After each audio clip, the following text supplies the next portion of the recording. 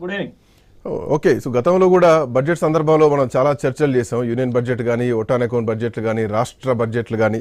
So ఈ సందర్భంగా మళ్ళొకసారి మాట్లాడుకోవాలి. సో గత బడ్జెట్ని ఈ బడ్జెట్ని కంపేర్ చేస్తూ ప్రతిపక్షాలు మాట్లాడుతున్నాయి.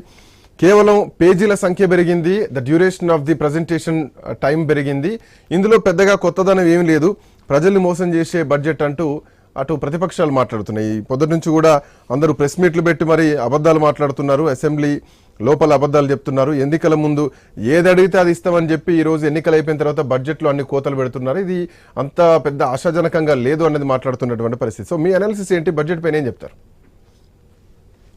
శ్రీకాంత్, అందరికీ నమస్కారం. పోయినసారి బడ్జెట్ ప్రసంగంలో బట్టి విక్రమార్క గారు 45 నిమిషాలు మాట్లాడితే ఈసారి 2 గంటలు మాట్లాడారు.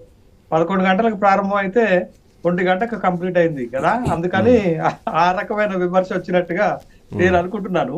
అయితే ఇక్కడ మనం గమనించాల్సినటువంటి విషయం ఏంటంటే శ్రీకాంత్, 2014-15 బడ్జెట్ స్పెషాలిటీ ఏంటంటే 1,00,000 కోట్ల రూపాయలు దాటింది. ఇది తెలంగాణ రాష్ట్రం వచ్చినటువంటి మొట్టమొదటి బడ్జెట్ 10 నెలలకు పెడితే 1,00,000 కోట్లకు దాటింది.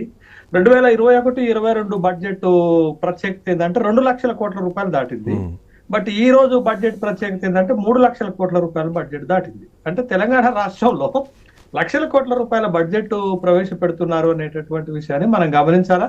3,04,985 కోట్ల రూపాయల అవుట్లే తోటి వాళ్ళ బడ్జెట్ ప్రవేశపెట్టినట్టుగా మనం చూసినాం. మనకి ఇచ్చినటువంటి డ్రాఫ్ట్ లో తెలుస్తుంది. అయితే ఇక్కడ ఏంటి అనేది మనం చూస్తే బడ్జెట్ వాస్తవ ఫలితాలు ఎట్లున్నాయి, బడ్జెట్ ఎట్లా అవుతుంది, ఖర్చు అవుతుందా, ఇవన్నీ ప్రశ్నలకి ఏంటంటే బడ్జెట్ లాస్ట్ టైం బడ్జెట్ మొదటి ప్రసంగంలో బట్టి గారు చెప్పిన మాట ఏంటంటే బడ్జెట్ అంటే మా ప్రభుత్వానికి అంకెల సమాహారం కాదు, అది ఆకాంక్షలు విలువల వ్యక్తీకరణ అని చెప్పారు. ఈసారి బడ్జెట్ ప్రవేశపెడుతున్నప్పుడు ఏం చెప్పారు అంటే సంక్షేమము అభివృద్ధి జోడు గుర్రాలుగా మా ప్రభుత్వము ప్రాధాన్యత ఇచ్చి బడ్జెట్లు ప్రవేశపెడుతుందని చెప్పినప్పటికీ కూడా బడ్జెట్ ఎక్కువగా ఫోకస్ ఆన్ ది వెల్ఫేర్, అంటే సంక్షేమం పైన ఎక్కువ ఫోకస్ పెట్టినట్లుగానే మనకి బడ్జెట్ అవుట్లేస్ కేటాయింపులు ఇవన్నీ చూస్తే తెలుస్తుంది. ఓవరాల్ గా మనకి గమనించేది ఏంటంటే 1,00,000 కోట్ల రూపాయల బడ్జెట్లు పెడుతున్నప్పటికీ కూడా, కేటాయింపులు ఘనంగా ఉన్నప్పటికీ కూడా వాస్తవ ఖర్చులు చేయటంలో వైఫల్యం చెందుతున్నారు. అది గత ప్రభుత్వమైనా ఇప్పటి ప్రభుత్వమైనా, మరి ముఖ్యంగా లాస్ట్ 2 బడ్జెట్లు చూస్తే సార్ అదే నేను అనుకుంటున్నా. అంటే ఇప్పుడు బడ్జెట్ మీరు అన్నట్టు 1,00,000 కోట్ల నుంచి 2,00,000 కోట్లు 3,00,000 కోట్లు చెప్పుకోవడానికి అంకెలు బాగా ఉన్నాయి, కానీ గ్రౌండ్ లో ఎంతవరకు క్లియరెన్స్ అవుతుంది, ఎంతవరకు గ్రౌండ్ వర్కౌట్ అవుతుంది అన్నది ఇక్కడ పాయింట్. సో గత బడ్జెట్ లో మనం చూసాం, ఇది 2వ బడ్జెట్ చూసాం. సో గతంలో ఎంత వర్కౌట్ అయింది, ఇప్పుడు ఎంత వర్కౌట్ అవుతుంది, ఎంతవరకు ఇది అంకెల గారడి అనడానికి అవకాశం ఉంది, ఎంతవరకు ఛాన్స్ ఉంది? ఎందుకంటే దీంట్లో కొన్ని పాయింట్స్ కూడా మనం ఇందాక మాట్లాడేది, దావోస్ లో పోయినప్పుడు కూడా 1,00,000 కోట్ల రూపాయల పెట్టుబడులు మేము తీసుకొచ్చామన్నారు, అది ఎంతవరకు గ్రౌండ్ అవుతుంది అన్నది చూడాలి. గతంలో కూడా దావోస్ పోయి కేటీఆర్ కంటే ఎక్కువ తీసుకొచ్చామని చెప్పేసి వీళ్ళు ప్రగల్భాలు అప్పుడు చెప్పారు. సో ఈసారి కూడా 3,00,000 కోట్ల పైగా బడ్జెట్ ని తీసుకొచ్చారు, ఎంతవరకు గ్రౌండ్ క్లియరెన్స్ ఉంటుంది అన్నది చూడాలి. సో గతంలో ఎంత ఉంది, అసలు ఆదాయం ఏంటి, ఇప్పటికే 6 గ్యారెంటీలు అమలు చేయలేనటువంటి పరిస్థితుల్లో ఇంత బడ్జెట్ కేటాయింపుల్లో ఏంటి లాభం ఏంటి, ద గ్రోత్ రేట్ ఏంటి అన్నది ప్రశ్న. శ్రీకాంత్, ఇప్పుడు మీరు అడిగిన దానికి సమాధానం ఏంటంటే 2024-25 బడ్జెట్ అవుట్లే ఎంత అంటే 2,91,000 కోట్ల రూపాయలు. కానీ వాస్తవంగా పెట్టినటువంటి ఖర్చు అయినటువంటి వ్యయం ఎంత అంటే 2,20,000 కోట్ల రూపాయలు మాత్రమే అయింది. వాస్తవంగా చెప్పాలంటే జనవరి నాటికి 1,78,000 కోట్ల రూపాయలు మాత్రమే వచ్చినట్టుగా చెప్తున్నారు. ఇంకో 2 నెలలు ఉంది కాబట్టి మొత్తం 2,20,000 కోట్ల రూపాయలు. అంటే గత బడ్జెట్ కి మనం 70,000 కోట్ల రూపాయల మైనస్ లో ఉన్నాం. అంటే 70,000 కోట్ల రూపాయలు ఖర్చులోకే రాలేదు. బట్ ఇది 2023-24 బడ్జెట్ కూడా వర్తిస్తుంది. అది 2,90,000 కోట్ల రూపాయల బడ్జెట్ అయితే అప్పుడు కూడా కేవలం 2,20,000 కోట్ల రూపాయలకు మాత్రమే ప్రభుత్వం వ్యయం చేయగలిగింది. అప్పుడు -70 కోట్ల రూపాయలు ఉంది. 2022-23 బడ్జెట్ సక్సెస్ అదేంటంటే 2,56,000 కోట్ల రూపాయలతో బడ్జెట్ పెడితే 2,37,000 కోట్ల రూపాయలు ఖర్చు చేశాం. అంటే -19 crores మాత్రమే.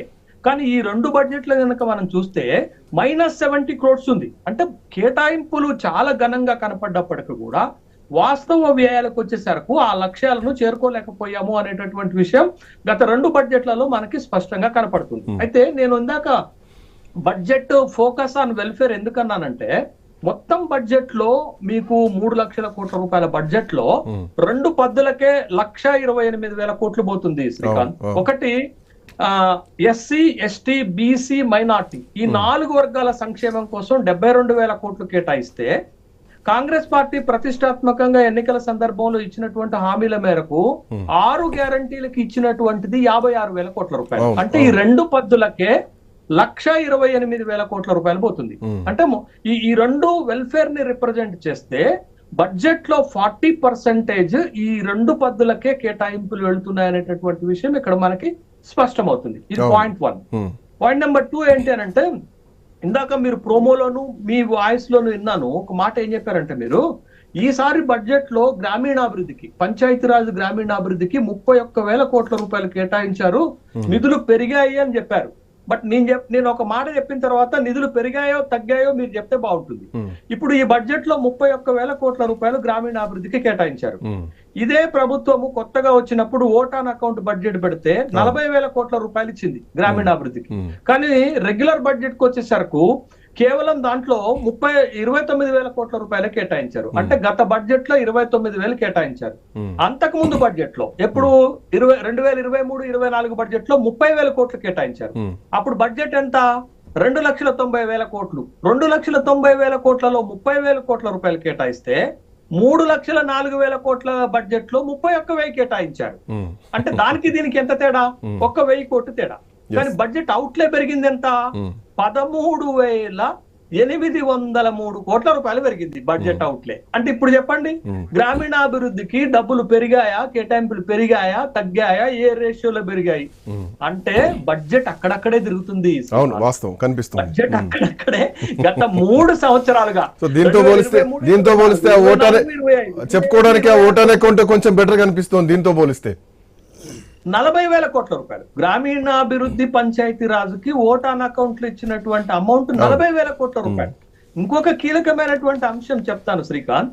ఇదే కాంగ్రెస్ ప్రభుత్వము ప్రతిష్టాత్మకంగా 6 గ్యారంటీలు ఇస్తే, గత బడ్జెట్ లో 47,000 కోట్ల రూపాయలు కేటాయిస్తే, ఈ బడ్జెట్ లో 56,000 కోట్లు కేటాయిస్తే, మొత్తము సక్సెస్ఫుల్ గా 6 గ్యారంటీలను అమలు చేయాలంటే 80,000 కోట్ల రూపాయలు ఖర్చు అవుతుంది. ఇంకొక కీలకమైన ఈ లెక్కన 100 రోజుల్లో 6 గ్యారెంటీలు అమలు చేస్తామన్న పాయింట్ ఇది 5 ఏళ్లు పట్టొచ్చు పూర్తి స్థాయిలో కావడానికి. పట్టొచ్చు, పట్టకపోవచ్చు కూడా, ఇట్లానే బడ్జెట్ కేటాయింపులు చేసుకుంటూ పోతే. నేను ఇంకో కీలకమైన అంశం చెప్తా శ్రీకాంత్. దీనికి అనుబంధంగానే ఇంకో కీలకమైన అంశం చెప్తాను. బడ్జెట్ ప్రవేశపెట్టక ముందు మనం